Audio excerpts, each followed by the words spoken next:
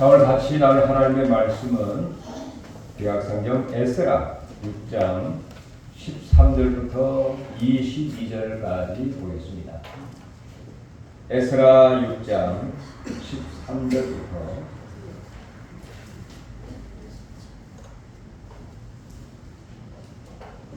우리 같이 합독하도록 하겠습니다. 다리오 왕의 조서가 내림에 유브라데강 건너편 총독 다스네와 스달보스네와 그들의 정관들이 신속히 준행하니라.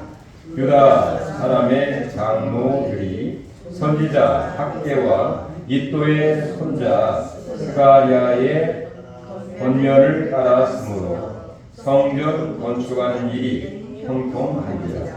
이스라엘 하나님의 명령과 바사왕 고레스와 다리오와 아닥사스가의 조서를 따라 성전을 건축하며 이를 끝내되 다리오와 제6년 아가롤 이래 성전 일을 끝내니라. 이스라엘 자손과 제사장들과 레위 사람들과 기타 사로잡혔던 자의 자손이 즐거이 하나님의 성전 봉헌식을 행하니 하나님의 성전 봉헌식을 행할 때에 수소 100마리와 순양 200마리와 어린 양 400마리를 드리고 또 이스라엘 지파의 수를 따라 순염소 12마리로 이스라엘 전체를 위하여 속죄제를 드리고 제사장을 그 분반대로 레위 사람들을 그 숫자대로 예루살렘에서 하나님을 섬기게 대로 하니라. 사로잡혔던 자의 자손이 첫째 달 14일에 유월절을 지키되 제사장들과 레위 사람들이 일제히 몸을 정결하게 하여 다 정결하며 사로잡혔던 자들의 모든 자손과 자기 형제 제사장들과 자기를 위하여 유월절 양을 잡으니 사로잡혔다가 돌아온 이스라엘 자손과 자기 땅에 사는 이방 사람의 더러운 것으로부터 스스로를 구별한 모든 이스라엘 사람들에게 속하여 이스라엘의 하나님 여호와를 찾는 자들이 다 먹고 즐거움으로 이랫동안 무교절을 지켰으니 이는 여호와께서 그들을 즐겁게 하시고 또 아수르 왕의 마음을 그들에게로 돌려 이스라엘의 하나님이신 하나님의 성전 건축하는 손을 힘있게 하도록 하셨음이었더라. 아멘.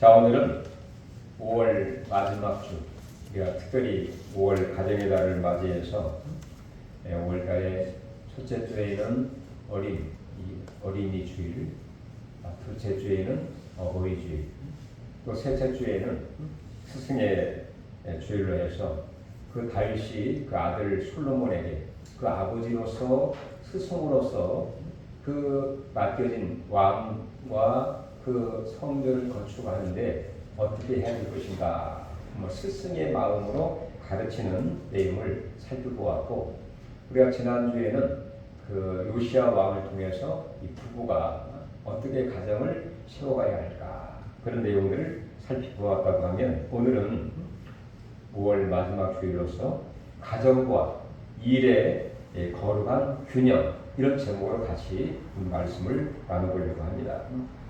우리의 삶을 지탱하는 두 기둥이 있다고 하면 바로 두 기둥은 바로 가정과 가정을 지탱할 수 있는 하나의 직장과 일이라고 볼 수가 있습니다.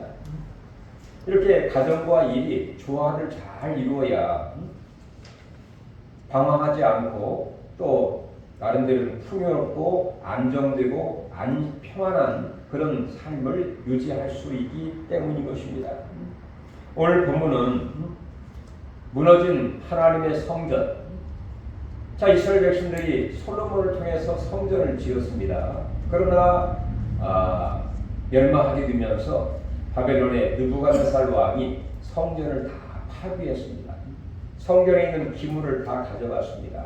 포로로 끌려갔습니다. 그러다가 70년 만에 예레미야 선지자가 예언했던 대로 70년 만에 다시 귀환을 하게 되면서 바사왕 고레스 왕의 칙령으로 말미암아 이 수룹바벨 총독을 중심으로 해서 예수와 제사장과 함께 다시 예루살렘에 돌아와 제일 먼저 한 일이 뭐냐, 하나님의 성전, 무너진 성전을 수축하고 재건하는 그런 일이었습니다. 그러나 그 당시 불가능해 보이던 성전 그 재건, 왜냐하면 많은 자들이 반대하고 모함하고 여러 가지 경제적으로 어려운 상황이 있었기 때문에 하나님의 성전을 재건하는 것은 거의 불가능한 가운데 있었지만, 그러나 하나님의 은혜로 말미암아 성전이 재건이 되고 그 이후에 그들이 어떻게 영적인 그 순위를 잘 정하여서 결국에 6월절을 지키고 가정의 즐거움과 안식과 평안을 이루게 되는 그런 내용이 오늘 본문의 내용인데, 아무쪼록 우리의 어떤 이 사역과 또 일터와 또 우리의 가정이 조화를 잘 이룰 수 있는 그 원리가 무엇인가를 오늘 본문을 통해서 정말 여러분들이 다시 한번 정립하고 살펴보고 하나님의 놀라운 지혜가 우리 모두에게 충만하게 임하기를 주의 이름으로 축원합니다. 먼저는 일의 성취는 하나님의 말씀과 은혜로 이루어진다는 사실인 것입니다.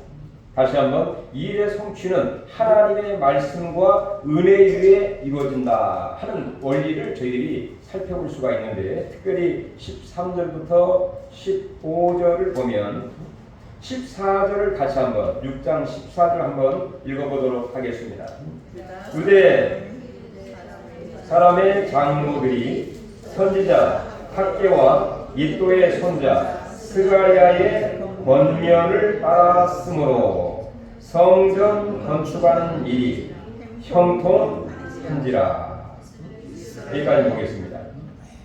자, 성전을 귀환을 해서 제일 2년이 지나면서 성전을 건축하기 위해서, 재건을 하기 위해서 기초를 닦고 드디어 이제 성전을 재건을 하는 이 귀한 사역을 그들이 하게 된 것입니다. 그런데 순적하게 잘 진행이 되면 모르는데 여러 가지 어려움이 있었다는 것입니다. 어떻게 보면 하나님의 일은 항상 많은 문제들을 포함하고 있다고 하는 것이 어떻게 보면 정상이라고 볼 수 있는데, 이렇게 16년 동안 지타가 중단한 상태에 있게 되었어요. 왜 중단이 되었느냐? 많은 그 반대하는 사람들이 있었는데 그 반대하는 사람들이 이 정치적인 모함과 여러 가지 방해 공작을 하게 되었습니다. 뿐만 아니라 극심한 경제적인 흉년으로 인해서 어려움을 당하다 보니까 사람들이 어떻게 생각하느냐? 지금은 하나님의 때가 아니로구나. 이렇게 스스로 생각을 하게 되었고, 또 먹고 사는 문제도 지금 힘든데 무슨 성전이야, 이렇게 무기력에 빠진 그런 상태에 있게 되었습니다. 그 세월이 몇 년? 약 16년이 지나게 된 거예요. 16년. 거의 이제 불가능한 상태에 있게 된 것이죠. 이런 불가능한 상태에 있을 때에 우리 하나님께서는 학개 선지자와 스가랴 선지자를 통해서 하나님의 말씀을 그들에게 전하게 된 것입니다. 즉 하나님의 성전을 다시 재건할 수 있도록 그들에게 동기부여와 그리고 필요성과 그리고 성전을 지을 수 있는 바로 이 에너지와 영장과 마음의 뜨거운 불이 임할 수 있도록 하나님의 말씀을 그들에게 전하게 된 것입니다. 그러므로 그들이 은혜를 입게 되었어요. 하나님 뜻을 분별하게 되었습니다.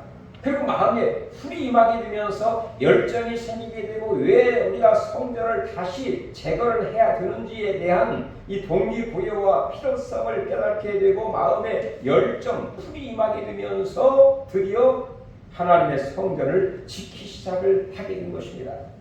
여러분 14일에 보았던 것처럼 학개와 이또의 손자 스가랴의 권면을 뭐라고요? 따랐으므로 14일 잘 보십시오. 따랐으므로 그들의 말을 권면의 말씀을 잘 듣고 그리고 순종을 하고 그대로 행하게 되었다는 것입니다. 이게 참 은혜라고 볼 수가 있죠. 이게 하나님의 복입니다. 하나님의 말씀을 듣고 그리고 읽고 듣고 행하는 것이 복인 것처럼 학개와 스가랴 선자의 불가능한 상태에 있었던 그 상황이 있었지만 선자의 말을 듣고 행하고 순종하고 따름으로 인하여 새로운 전환점, 새로운 전기가 이루어지게 된 것이죠. 그 다음 읽어보시면 성전 건축하는 일이 어떻게 되었다고요? 다시 크게요. 성전 건축한 일이 형통한지라. 여러분 형통에 여러분 동그라미 쳐보세요. 형통이라는 말이 무슨 말입니까? 모든 문이 잘 풀어지게 되었다 그 얘기죠. 자, 불가능한 이제까지 할 수 없어 이제는 하나님 뜻이 아니야 라고 생각을 했는데 그 선자의 말씀을 듣고 따르고 순종하고 해보았더니 일이 아주 순적하게 진행이 되고 일이 척척척 풀리게 되고 뭔가 도와주는 사람들이 있게 되고 사람을 만나게 되고 필요한 것들이 채워지게 되고 일이 척척척 해결이 되면서 형통해지는 그런 일이 있게 된 것입니다. 여러분 우리 삶 가운데 불가능한 일들이 참 많이 있습니다. 안 돼. 불가능해. 이제는 시간이 지났어. 내 나이가 지금 몇 세인데 하면서 여러 가지 스스로를 이렇게 위로하면서 이렇게 자족하면서 살아갈 때가 있습니다. 그러나 우리는 바로 이 선자의 말, 아니 하나님의 말씀을 듣고 순종해 나아갈 때 거기에 놀라운 기적과 역사가 바로 형통의 그 결과로 이루어지고 있다는 것을 보게 됩니다. 아마 여러분들도 이런 경험들을 하실 줄 아는데 불가능한 문제가 말씀을 묵상하고 말씀의 은혜를 받고 행동을 하고 순종을 해보니까 놀랍게 일이 풀어지고 술술술 풀어지는 해결이 되고 열리게 되는 야 이게 뭐야? 뭐 하나님의 도와주시는 것 같네 하는 그런 느낌이 있는 것처럼 아마 여러분의 삶 가운데 이런 일들이 분명히 많이 있을 줄로 믿습니다. 왜 이것이 성경이기 때문입니다. 우리 모든 사람들이 정말 안 되는 문제가 불가능한 문제가 16년 동안 충당된 그 상황에서도 말씀을 받고 은혜를 받고 그 말씀을 순종해 보니까 형통한 역사가 있게 된 것처럼 우리 삶 가운데서 우리 원영태 목사님에게도 형통한 역사가 아마 있을 것이고 우리 정동영 목사님도 불가능한 문제가 놀랍게 해결되는 형통의 역사가 있게 되고 할렐루야. 우리 목사님 거기 좀 들어가 저를 좀 보세요. 성경만 보지 마시고 저를 좀 봐주세요. 새로 오신 분도 형통한 역사가 있게 되고 김신영 집사님도 좀 형통한 역사가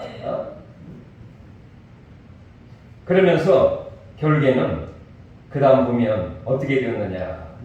이스라엘 하나님의 명령과 바사왕 고레스와 다리오와 아닥사스의 초서를 따라 성전 건축하며 일을 끝내되 다리오 왕 16절 15절 같이 한번 읽어볼까요? 다리오 왕 제6년 아달월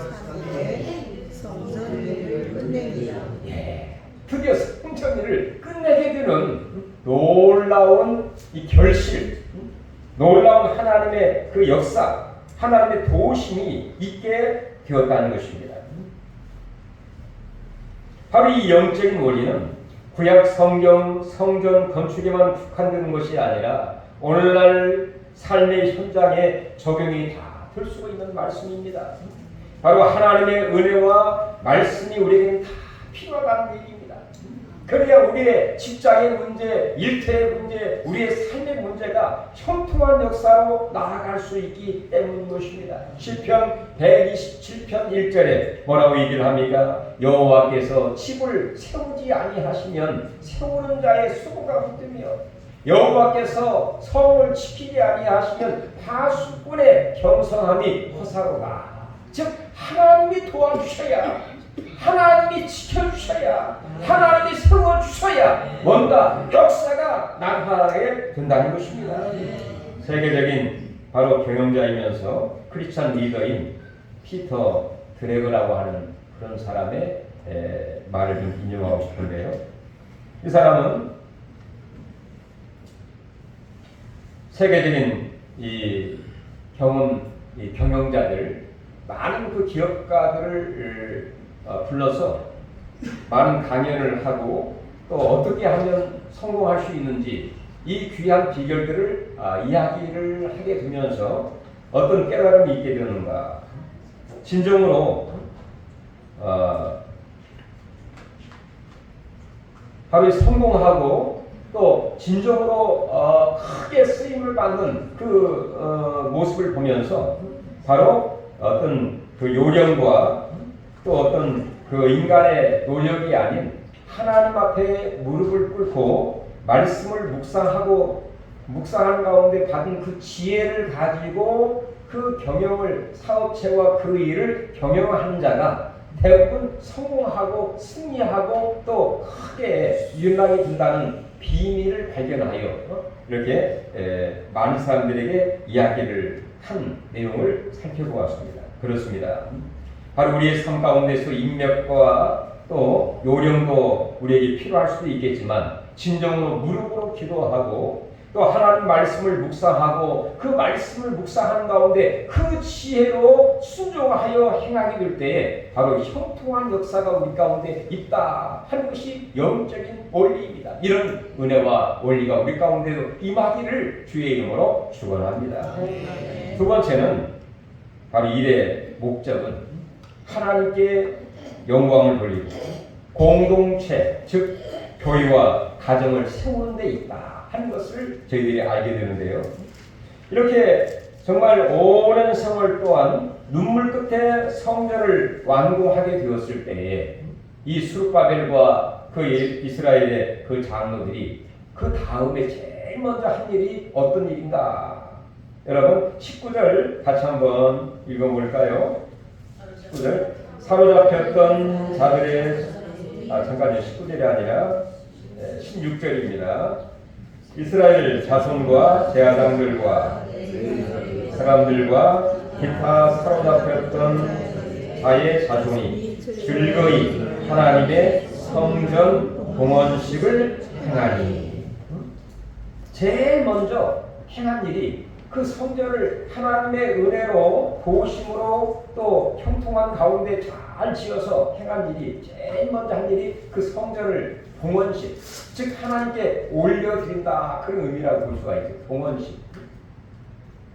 이 봉헌식을 행하면서 많은 그 짐승들, 17절 보면 수소 100마리, 순양 200마리, 어린 양 400마리, 그 다음에 순염소 12마리를 이스라엘 전체를 위해서 속죄제를 드리면서 이렇게 봉헌식을 행하고 있는 모습을 보게 됩니다. 자, 봉헌식을 했다는 것은 무엇을 의미할까요? 이제까지 이 성전을 우리 힘으로 능으로 할 수 없었는데 하나님의 도움으로 이 성전을 무사히 완공을 했으니 하나님 이 모든 삶을 통하여 영광을 받으시옵소서. 감사와 영광 누리는 그 의식이 바로 봉헌식이라고 볼 수가 있습니다. 성전 또 아니 그 사업 그 일에 성공을 한 이후에 거기서 버는 돈과 그 명예를 가지고 자기 이름을 내거나 또 술 파티를 하거나 1차, 2차, 3차 또 이 많은 것을 가지고 또 이상한 곳에 가지 아니하고 제일 먼저 이렇게 하나님 앞에 봉헌식을 하면서 감사하면서 하나님 앞에 영광을 돌리고 있는 이 수룹바벨 그리고 그 모든 백성들의 그 모습을 보면서 그들이 진정 일의 목적을 바로 알고 있는 사람이었다. 그 원리를 저희들에게 분명하게 알려주고 있다는 것입니다. 그렇습니다. 바로 일의 목적은 무엇입니까? 그저 부를 축적하고 내 이름을 높이고 그것이 아니라 바로 그 일터를 통해서 하나님 앞에 영광을 돌리는 그런 일이라고 볼 수가 있는 것이죠. 고린도전서 10장 31절에 어떻게 얘기를 합니까? 그런데 너희가 먹든지 마시든 무엇을 할지라도 하나님께 영광을 돌리게 하라. 이렇게 얘기를 하고 있지 않습니까?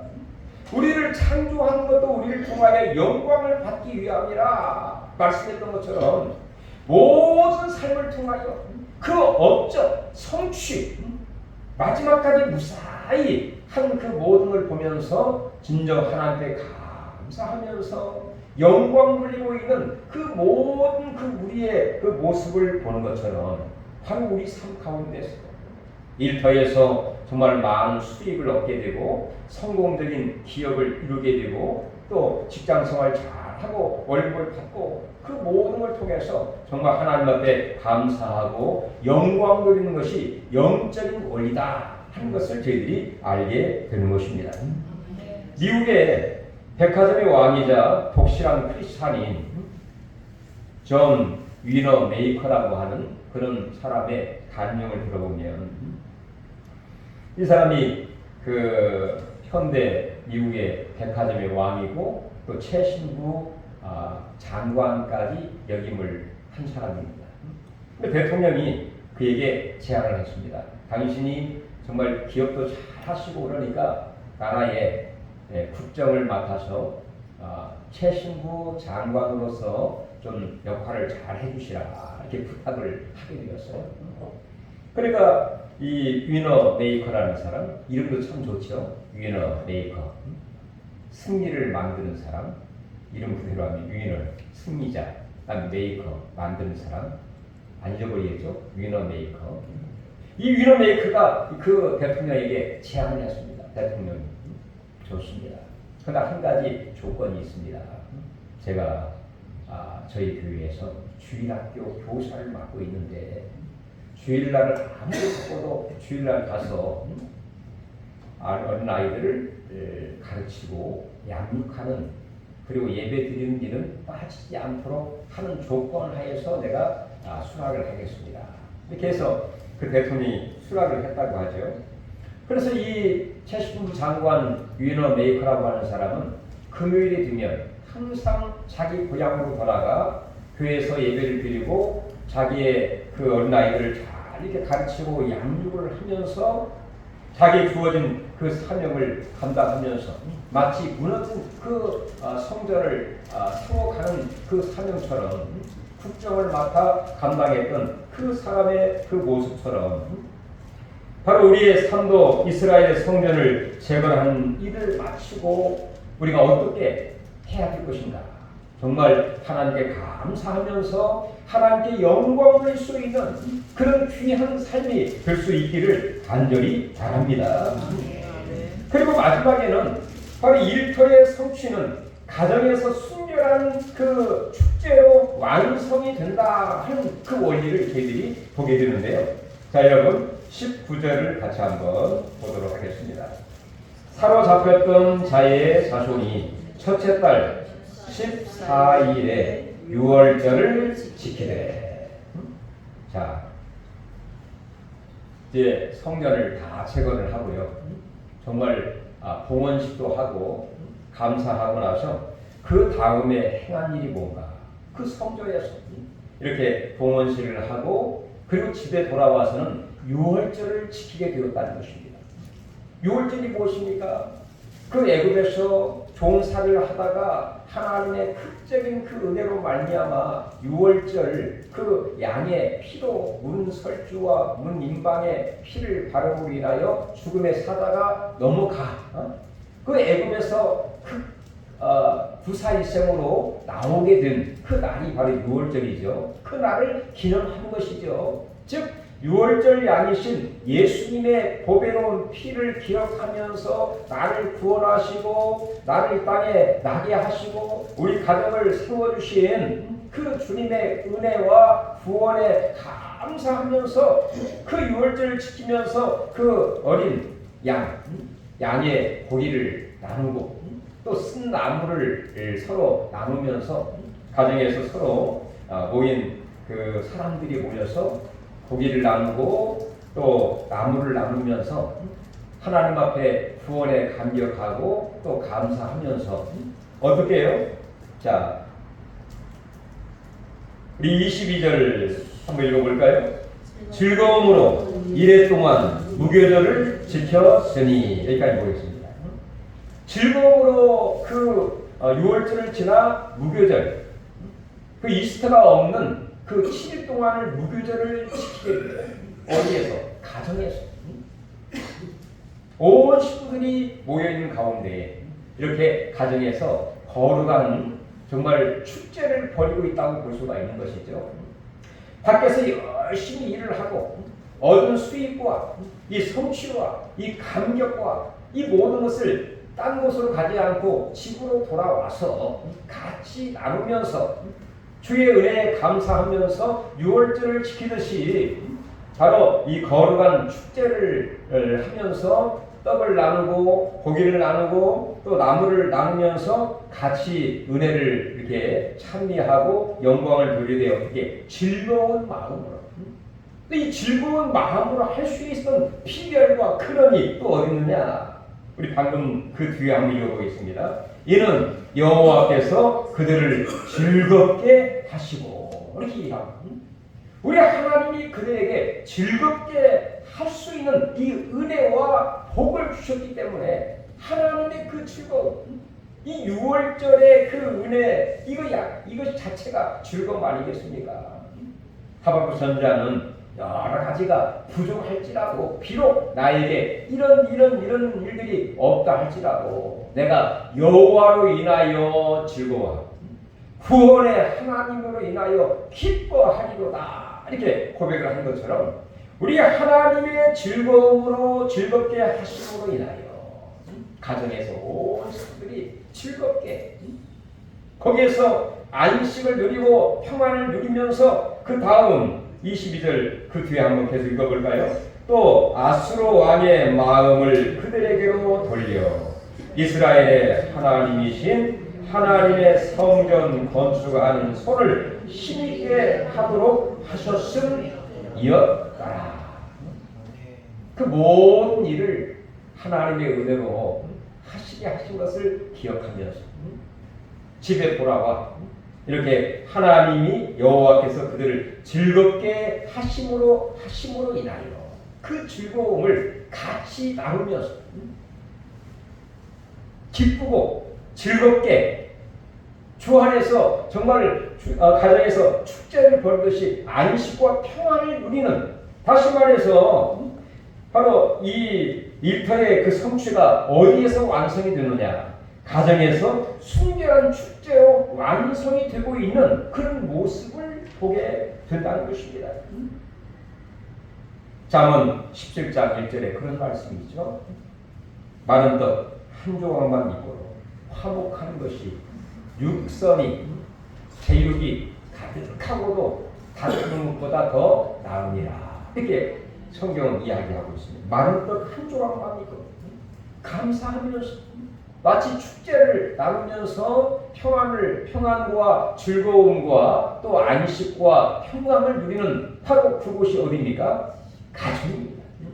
하나님이 세우신 공동체 가정과 이 교회 안에서 정말로 하나님 주신 이 즐거움을 나누고 또 안식을 느끼고 또 하나님 앞에 영광을 돌릴 수 있는 이런 놀라운 일들이 바로 영적인 이 우선순위가 구별이 되고 즐거운 모임, 공동체를 세워갈 수 있는 교회를 세우고 또 가정을 든든하게 세우는 가운데 거기에 평안과 안식과 하나님의 은혜가 있게 되었다고 말씀했던 것처럼 이런 은혜가 정말 우리의 일터와 우리 가정에 그대로 임하기를 주의 이름으로 축원합니다.